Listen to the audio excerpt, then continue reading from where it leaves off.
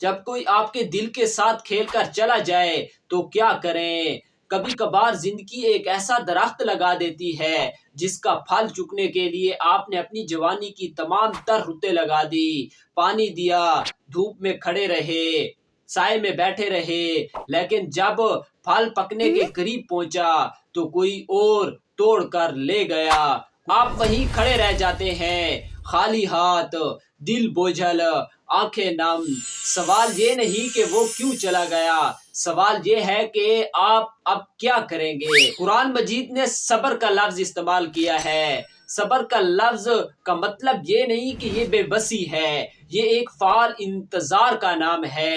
یہ اس بحر کی مانند ہے جو طوفان کے باوجود بھی اپنی گہرائی میں سکون سمائے رکھتا ہے۔ ان اللہ مع الصابرین، یہ ایک وعدہ ہے، ایک ایسا وعدہ جو کبھی ختم نہیں ہوگا۔ جب کوئی آپ کے دل کو توڑ کر چلا جاتا ہے، آپ کے دل کے ساتھ کھیل کر چلا جاتا ہے، تو اس دل کو اللہ تعالیٰ تھامنے کے لیے آگے بڑھتا ہے، اور یہ محبت کا سب سے بڑا اور سب سے حقیقی نسخہ ہے۔ سائنس کہتی ہے ٹوٹا ہوا دل محض ایک جذباتی کیفیت نہیں بلکہ حقیقی درد ہے۔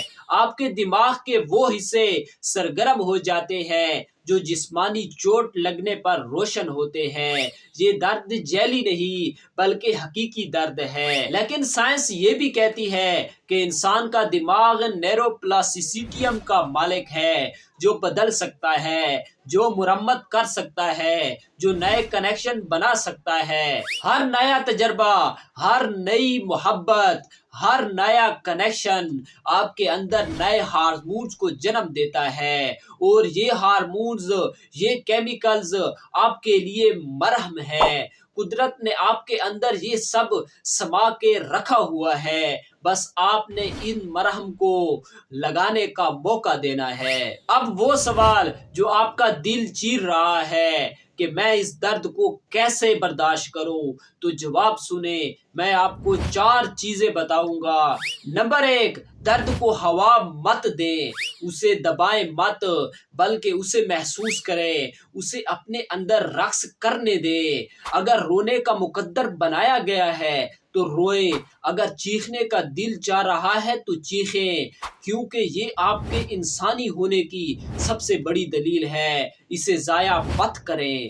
نمبر 2، اپنے آپ سے پوچھیں، کیا میں ہار گیا ہوں؟ کیا میں ہار گئی ہوں؟ کیا میں نے سچی محبت کی تھی؟ جی ہاں۔ کیا میں نے سچی سیوا پیش کی تھی؟ جی ہاں۔ اگر یہ سب آپ نے کیا ہے تو پھر ہار کس کی ہوئی؟ ہار تو اس کی ہوئی جس نے سچائی کے ساتھ کھیل کھیلا، جس نے کچھ آپ کو دیا ہی نہیں، وہ کیا لے گیا؟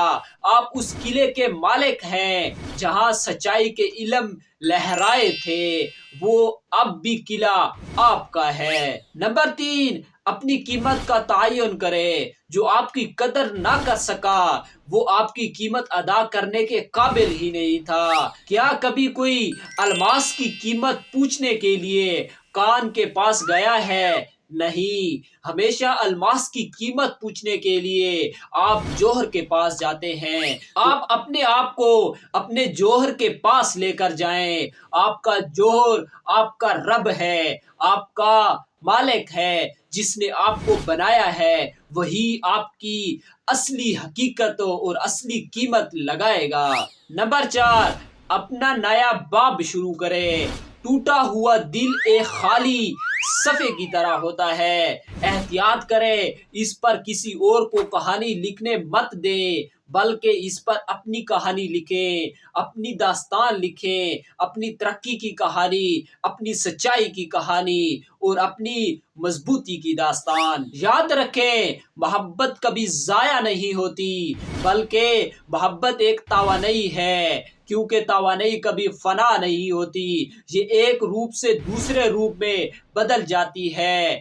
جو محبت آپ نے کسی انسان کو دی تھی وہ آپ سے چھن گئی ہے، لیکن وہ محبت آپ کے اندر اب بھی موجود ہے۔ اس محبت کو اپنے خوابوں پر لگائیں، اپنے رب کی عبادت پر لگائیں، اپنے خاندان پر لگائیں، پھر دیکھیں کہ یہ محبت کئی گنا بڑھ کر آپ کے پاس دوبارہ واپس آئے گی۔ آخری بات اور سب سے اہم بات، آپ کی مسکراہٹ، آپ کا ہنسنا، آپ کی محبت، یہ کسی ایک انسان کی میراث نہیں، بلکہ یہ اس ہوا کی مانند ہے جو تمام تر چہروں کو تر و تازہ کرتی ہے۔ یہ اس سورج کی مانند ہے جو تمام تر دنوں کو روشنی عطا کرتا ہے۔ کسی ایک شخص کے چلے جانے سے سورج کبھی طلوع ہونا بند نہیں ہوتا، تو آپ بھی اپنی محبت کو بند مت کریں، بلکہ اس کو اپنے خوابوں پر، اپنے رب کی عبادت پر اور اپنے خاندان پر لگائیں۔ تو پھر دیکھیں کہ آپ کی یہ زندگی کیسے روشن ہو جاتی ہے، آپ کیسے مضبوط ہو جاتے ہیں، آپ کے اندر کیسی حکمتیں پیدا ہوتی ہیں، کیونکہ جو تمہارا ہوگا وہ تمہیں چھوڑ کر نہیں جائے گا، اور جو چلا گیا ہے وہ تمہارا کبھی تھا ہی نہیں۔